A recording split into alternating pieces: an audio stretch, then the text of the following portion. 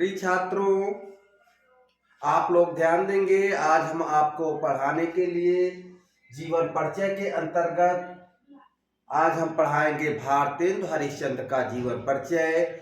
आप लोग ध्यान से देखिएगा क्योंकि यह जीवन परिचय बहुत महत्वपूर्ण है, बार बार पूछा जाता है। खास करके आर्ट वर्ग कला वर्ग के छात्रों के लिए बहुत महत्वपूर्ण जीवन परिचय है, क्योंकि कला वर्ग में अलग से पूछा जाता है। इसलिए मैंने कहा कि कला वर्ग के छात्रों को स्पेशल मैं पढ़ा दूं, इस पर ध्यान दीजिए। हैं आपको पढ़ाने, देखिएगा किसका जीवन परिचय, भारतेंदु हरिश्चंद्र का।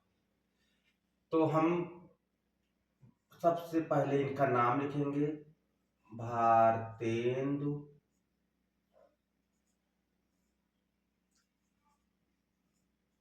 हरिश्चंद्र। भारतेंदु हरिश्चंद्र, इनका जन्म कब हुआ था? तो 1850 ईस्वी। 1850 ईस्वी। जन्म स्थान काशी,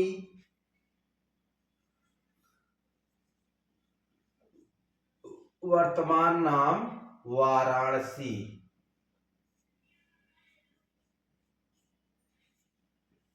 उत्तर प्रदेश। एक और बहुत अच्छी बात है, आपको जितने लेखक मिलेंगे हिंदी के, कवि या लेखक, उसमें अधिकतर आपको उत्तर प्रदेश के मिलेंगे। तो आपको जन्म स्थान वगैरह पढ़ने में दिक्कत नहीं होती है, तो आप अच्छे से याद कर सकते हैं।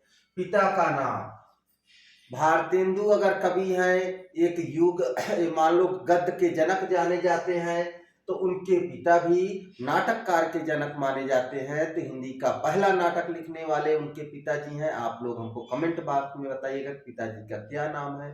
तो हम बता रहे हैं, इनके पिता का नाम गोपाल चंद्र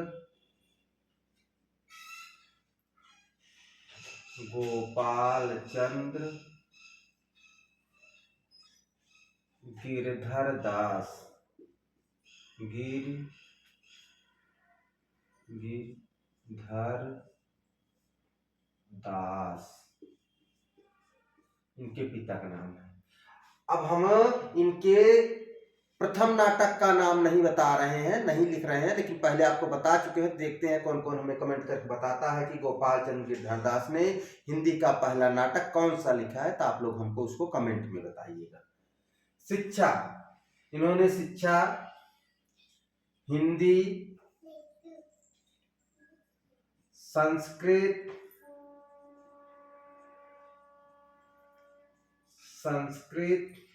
अंग्रेजी,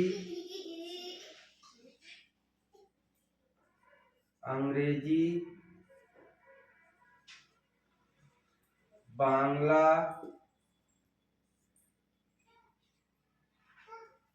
कोई बांग्ला लिखता है, कोई बांग्ला लिखता है।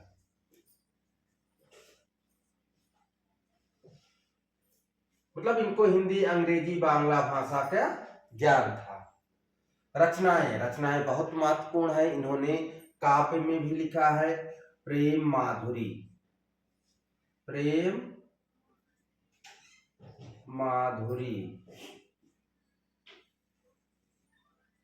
यमुना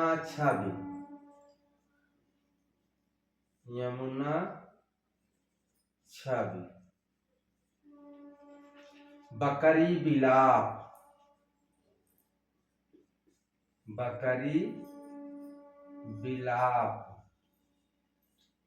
नाटक में लिखा है इन्होंने। ये तो काव्य हो गया। नाटक में सत्य हरिश्चंद्र,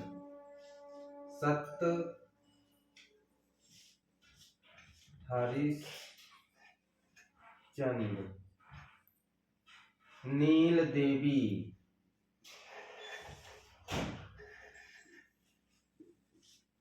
भारत दुर्दशा,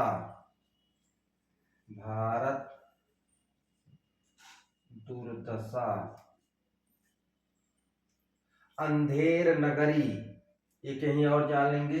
अंधेर नगरी बहुत फेमस है। अंधेर नगरी। भाषा, तो इनकी शुरुआती भाषा जो थी वो थी ब्रज भाषा।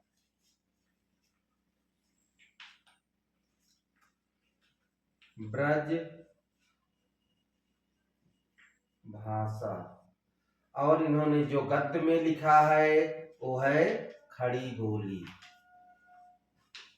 खड़ी बोली। शैली, तो इन्होंने जो शैली प्रयोग किया है, इनकी शैली है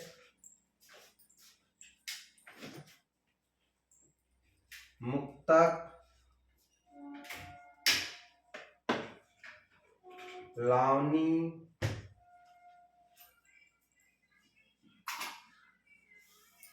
हास्य व्यंग। हास्य व्यंग शैली। लेखन विधा। लेखन विधा में इन्होंने कौन कौन से लेखन की विधा की है? इन्होंने कविता लिखा है, कविता, नाटक, एकांकी।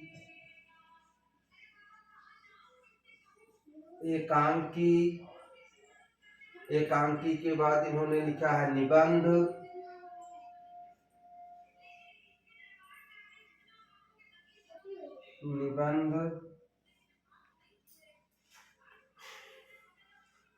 कविता, नाटक, एकांकी, निबंध, उपन्यास।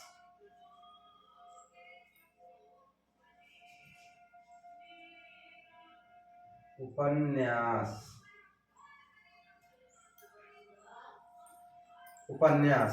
साहित्य में स्थान। तो साहित्य में स्थान क्या है इनका?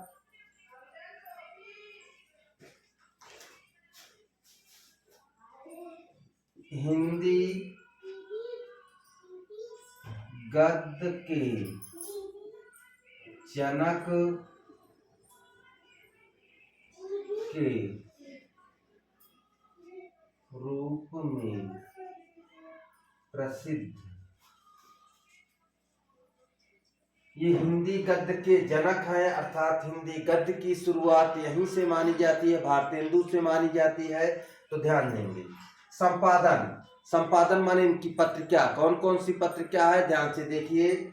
इनकी पत्रिका है कवि वचन सुधा। कवि वचन सुधा।